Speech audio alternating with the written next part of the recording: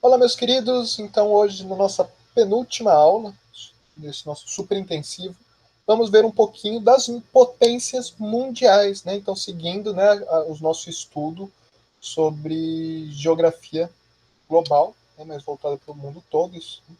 Então, agora a gente vai ver as potências mundiais que vão seguir muito a ideia de países, né, desenvolvidos em diversos aspectos. A gente vai ver que potência mundial é diferente, né?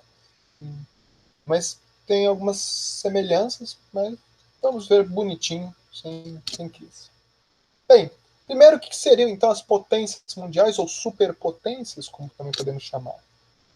Então, vai ser um país, ou um bloco de países, né, aqui já encaixando, aqui já a gente colocando a força a União Europeia, que a gente já discutiu que a os países da União Europeia sozinhos não têm tanta força quanto juntos, né, que vão exercer, então, grande influência no mundo, né, sendo responsáveis por grande parte da produção de riquezas. Então, a gente vai ver que algumas potências que vamos estudar nesta aula, elas são, né, grande parte da riqueza do mundo todo se concentram nelas. Então, são potências mais que regionais, a gente vai ter as potências, né, da região. Então, por exemplo, temos que o Brasil é uma potência regional, aqui na América do Sul, principalmente. Já em alguns aspectos podemos ser considerados, né, potências emergentes ou potências globais, dependendo de como a gente considerar as coisas. Mas, principalmente ali, a gente é, sem dúvida alguma, uma potência regional. Que vão exercer, então, né, influência na sua região imediata. Então, ali, por exemplo, nos Estados Unidos, exerce influência ali no México e no Canadá, porém também no mundo todo. Então, os Estados Unidos é inegável aí a influência que ele exerce na Europa, na Ásia, na África, né, no restante da América, não só ali na sua vizinhança imediata. E vai estar associado nessas superpotências, essas grandes potências mundiais, com várias partes da economia, não só numa. A gente vai ver que a gente viu, né, nas nossas aulas que diversos países ali têm uma característica, é um país que é mais forte só na industrialização, ou só na agricultura, ou quem sabe apenas no setor terciário. Mas as superpotências, elas vão ser fortes em tudo. Elas vão ter várias e várias partes ali muito fortes, que isso que vai caracterizá-la então como uma potência. Aí lembrar só, né, que aí o setor primário é a agricultura, o secundário a indústria e o terciário com, né, os meios de serviços. E vai deter além do poder econômico. Até agora a gente está falando bastante de economia, né? Então essa influência não é só econômica, não é só ter dinheiro. É uma influência também. Vai ter uma poderosa força armada, né? Também a força bruta, força física, né? Né? Então a parte de indústria de guerra bem desenvolvida, até porque a indústria de guerra atualmente exige tecnologias de ponta, né? E influência política em diversas organizações. Então, os Estados Unidos exercem, além, né, de uma força política ali na sua região, em diversas outras localidades, também na ONU, na OTAN, na FAO, no Banco Mundial, que são outras organizações, e nesse caso aqui, organizações muitas vezes mundiais. E tem a cultura muito bem disseminada. Então a gente tem muito contato. Né? Eu estou usando sempre o exemplo dos Estados Unidos porque é o mais marcante. Então temos muito contato à cultura americana quando a gente comentou na globalização. Consumimos, em geral, os mesmos filmes. Né? Os fast foods chegam ao redor do globo. Né? Então McDonald's, Burger King, Starbucks. Então são coisas aí que temos acesso, temos contato. Temos também, né, então, a tecnologia, então iPhone chega muito, né, aqui, os computadores, Microsoft, né, HP. Então tudo isso aí é a cultura disseminada, né? Então tudo isso aí, o modo de vida, a gente tem contato, a gente sabe como funciona, às vezes a gente até inveja muita coisa, então, mas a gente tem esse contato. Né, talvez algum país aí perdido vamos, né, falar alguns lugares mais isolados, como alguns lugares da África e da Ásia, que a gente não tem conhecimento. Então a gente não tem como falar. A gente, nós, né, popularmente, não que não se tenha conhecimento hoje, tem esse conhecimento de muita coisa. né, praticamente tudo, mas a gente não tem tanto contato, então se perde. Então a gente acaba não invejando, não cobiçando nem nada. Bem, geralmente, né, vão possuir então um sistema de governo estável. A gente viu isso no caso dos países envolvidos. Então não vão ser governos, né, países suscetíveis a governos muito autoritários ou, né, democracias mais bem estabelecidas, então não a ditaduras. Que isso ajuda muito na economia, porque a economia ali também se move dependendo da política. Não significa necessariamente um governo democrático, mas é um governo estável, que ele não muda, né, ou, né, como nos Estados Unidos, que nunca teve ditadura, sempre foi esse presidencialismo desse formato e tudo mais. Então, nas superpotências mundiais, a gente vai ter então os Estados Unidos, o Japão, a União Europeia como um bloco. Há uma discussão, obviamente, se considera-se a União Europeia como uma superpotência, por, né, ser um bloco, então meio que se rouba aí na definição, mas em geral consideramos sim, pela importância que hoje tem a União Europeia na economia global, né? Então, e diversas coisas, né, que ali na União Europeia se tem em conjunto. E a China, olha que interessante, perfeito. Bem, então a gente vai falar um pouquinho de três desses países, né? A gente vai falar um pouquinho dos Estados Unidos, um pouquinho da União Europeia e um pouquinho da China para tentar entender por que então eles são potentes, né? Então vamos estudar os casos para poder afirmar mais essa nossa noção de potência mundial. Bem, então aí os Estados Unidos, aí a bandeira americana, né, com suas listras brancas e vermelhas e suas 50 estrelas, cada uma representando um estado. Bem, os Estados Unidos nem sempre foi uma potência mundial. Ele vai se consolidar mesmo como uma potência mundial após o fim da Segunda Guerra. Ele já vinha aí com uma grande potência, muito industrializado, um grande comércio e tudo mais, né, desde, né, já era considerado um país desenvolvido nas noções ali do que se tinha no começo do século XX, no século XIX, mas ele vai vir aí como a grande potência do mundo depois da Segunda Guerra, que a Europa se vê destruída e os Estados Unidos não, né? Então, um grande desenvolvimento depois da Segunda Guerra. Então, participou do início da Revolução Industrial, então teve uma industrialização, né, antiga. A guerra, né, a Segunda Guerra quase não vai acontecer em seu território, e eu coloco esse quase entre parênteses, porque o único ataque que os Estados Unidos sofre é em Pearl Harbor, que é no Havaí, então muito distante, não houve, né, como na Europa toda, né, muito devastada por conta da guerra. A Europa vai perder grande parte do seu parque industrial, né, a sua mão de obra, né, a mão de obra viva, né, muitas pessoas vão morrer. Isso vai afetar muito forte a economia europeia. E um estímulo também desse crescimento durante a Guerra Fria, porque tinha ali a rivalidade com a União Soviética, então, né, de crescer ali para que a outra superpotência na época, a União Soviética, não tomasse lugar, porque ainda tinha briga ideológica, porque os Estados Unidos representando o bloco capitalista e a União Soviética o bloco socialista. E é um país considerado desenvolvido, né? Os Estados Unidos também é grande territorialmente, ele não é um país pequeno, é um país grande, o quarto maior país do mundo, um país extremamente populoso, então, né, possui mão de obra, né, seja ela braçal ou intelectual.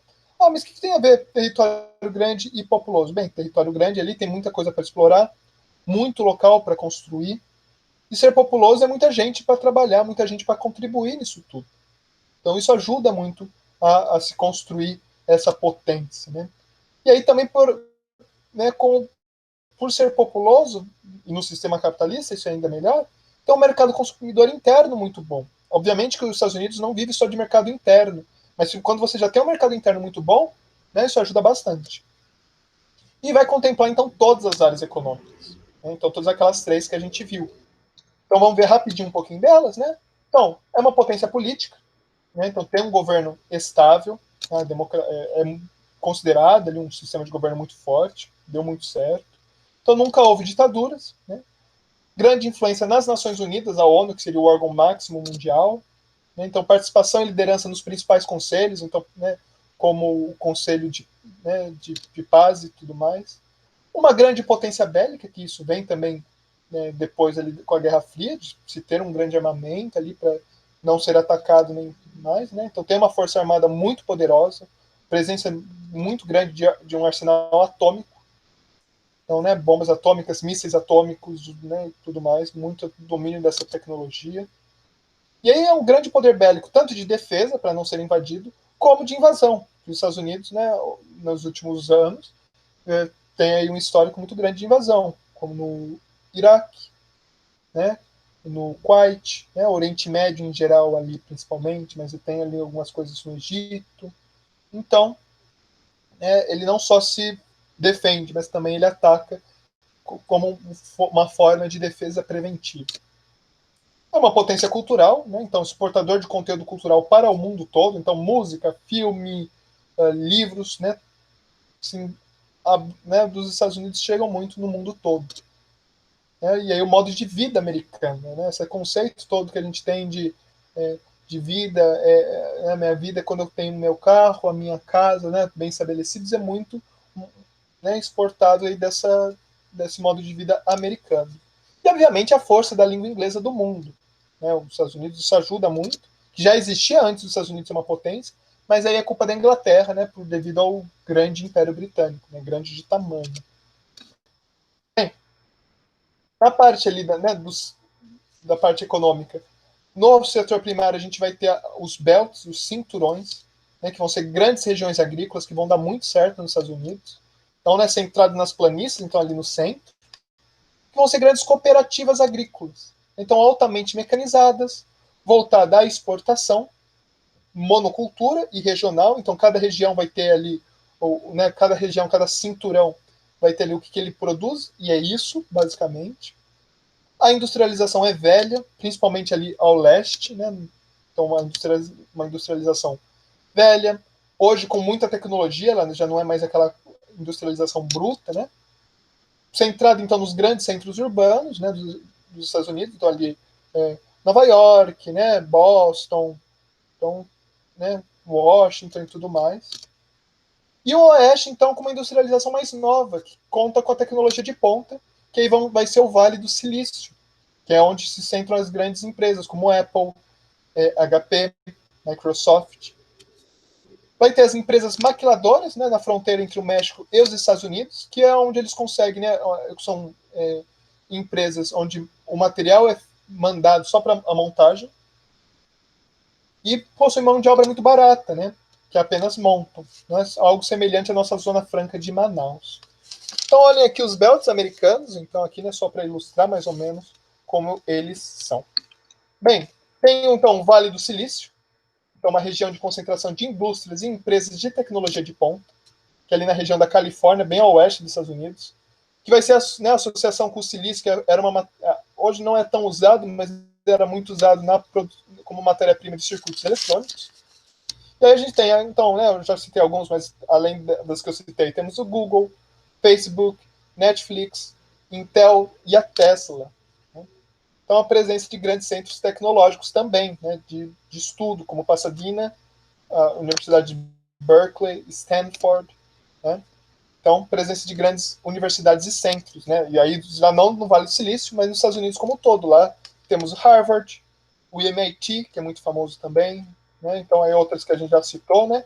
E o que é interessante é que a maioria é privada, né? Não é pública, como aqui o modelo brasileiro de universidades e faculdades e tudo mais. Né? E o seu acesso é menos democratizado. Então, aí, né, os Estados Unidos também como sede de diversas multinacionais, né, o centro do mercado mundial, a alta valorização da moeda americana, então o dólar é muito valioso. Então, né, a maioria dos países do mundo realiza negócios estrangeiros usando o dólar, e os fundos internacionais em geral, né, como o FMI e o Banco Mundial utilizam, né, o fundo em dólar.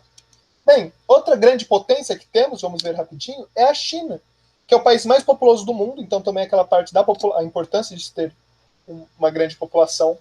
Um império histórico, então, né, já é um império consolidado há muitos anos.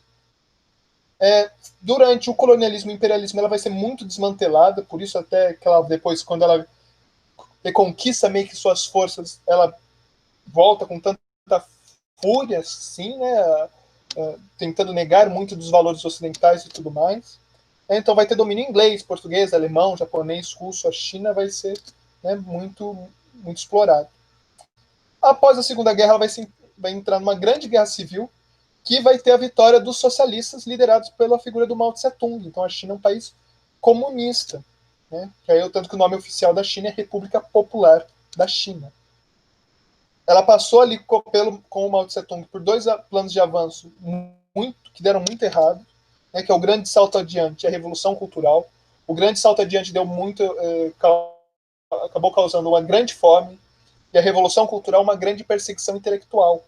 Então, né, não deram nem um pouco certo. Só que aí depois, com, né, a morte do Mao Tse-tung, vem o Deng Xiaoping, que vai ser muito revolucionário na forma de crescimento chinês. Então ele vai reformar o modelo econômico da China com uma certa abertura econômica. Então, né, que vai ser o que ele vai chamar de economia socialista de mercado. O país continua socialista, mas em alguns aspectos ele vai ser capitalista, né? Ele vai comercializar, ele vai entrar nesse mercado global, o que vai ser muito importante para a China crescer do jeito que vai crescer, né? Que vai ser então com a criação das ZEs, né? Zonas econômicas exclusivas. Então meio que são locais onde é possível receber o capitalismo, né? Então ali, né? Então existe iPhone, existe McDonald's nessas ZEs, né? Símbolos assim do capitalismo. Só que exige muita burocracia. Então, para você entrar, precisa de burocracia, é exigido um sócio chinês, então também aí a participação, né, uma parte das riquezas ficar na China. Então, não é fácil, porém, devido à população chinesa ser muito grande, é muito vantajoso em determinados aspectos, seja por mercado consumidor, seja por mão de obra. Então, se fazer, né, ter a empresa, a sua indústria na China. Mas então, como é um país comunista, com alguns modelos capitalistas, ele é conhecido também, a China, a gente vai poder usar o termo um país e dois sistemas. Perfeito? Então, fora das ZEs, a China é comunista. Nas ZEs, a China é capitalista. Bem, então, grandes empresas e indústrias estão centradas na China, então, grande presença de mão de obra, então, barateamento da produção. Temos o caso que essa mão de obra é semi-escrava, então, já é algo, né, um pouco mais complicado. O grande mercado consumidor, né? E nas últimas décadas, então, a China cresceu muito, né? Economicamente, devido a essa abertura com Deng Xiaoping, e também, né, um grande aumento nas forças militares. A China hoje é uma força bélica muito forte, a segunda maior do mundo, já considerada, e há projeções que dizem que em breve ela ultrapassará a força bélica americana. Então, né? E tivemos então aí a guerra comercial contra os Estados Unidos, né? Já é esse enfrentamento entre a China e os Estados Unidos né, como superpotência. E, bem, e agora falar rapidinho então da nossa última aqui, que é a União Europeia, né? Então, né, que seria uma outra grande potência. A União Europeia, então, né, surge então na evolução da integração europeia, primeiro ali com o Benelux, ali na década de 40, que ali era Bélgica, Holanda e Luxemburgo, né, Holanda ali como Netherlands, então Bélgica, Netherlands e Luxemburgo, então por isso Benelux, que era uma área de livre comércio entre os Países Baixos, né, aquela região pequenininha. Evolui depois, na década de 60, como a SEC, a Comunidade Europeia de Carvão e Aço, né, então ali os Países Baixos, então o Benelux mais França, a Alemanha Ocidental, lembra que a Alemanha nessa época era dividida, e a Itália, né, então visando aí o desenvolvimento industrial. E aí na década de 80, uma evolução da Comunidade Europeia de Carvão e Aço, surge a CEE, a Comunidade Econômica Europeia, que era basicamente o oeste europeu, né, ali aquela parte capitalista, que era uma área já de não só industrial, mas de livre comércio entre os Estados-membros. Então, né, diminuir burocracia e impostos sobre os produtos produzidos ali. E aí, em 92, surge a União Europeia, uma área de livre circulação de pessoas, mercadorias, bens e serviços, meio que uma derrubada de fronteiras, até nesse ânimo, né, 92 já acabou a Guerra Fria, o bloco socialista já todo caiu, então vem esse ânimo de unir, né, de tentar facilitar as coisas, e isso na Europa acaba dando muito certo. Surge então a moeda comum, né, quase todos os países adotam o euro, algumas leis comuns aos Estados-membros, até devido à competição de mercado ser mais justa. Vai ter uma representação política, né? Ali o Parlamento Europeu, onde a população mesmo vota nos eurodeputados. Então vai ter um mercado de produção amplo, então porque ali, né, a junção de vários países vai ter um mercado maior, uma produção maior, né? Então diversos países, cada qual com suas características.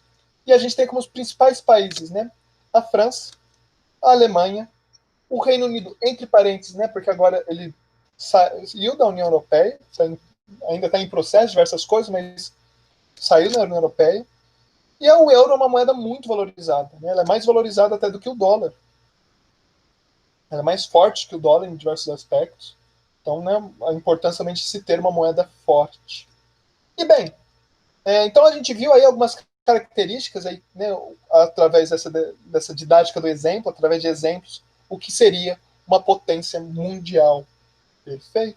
Então, e com isso a gente consegue, né, ter uma boa ideia do que são, e até porque muitas vezes a gente acaba não considerando o Brasil uma potência mundial ainda, né, e não só o Brasil, como, né, diversos outros países. Então foi isso que eu trouxe, né, para nós, e amanhã então a gente termina esse nosso super intensivo, né, de CPSEX, para começar o semestre que vem com tudo. Muito obrigado, pessoal, e até amanhã.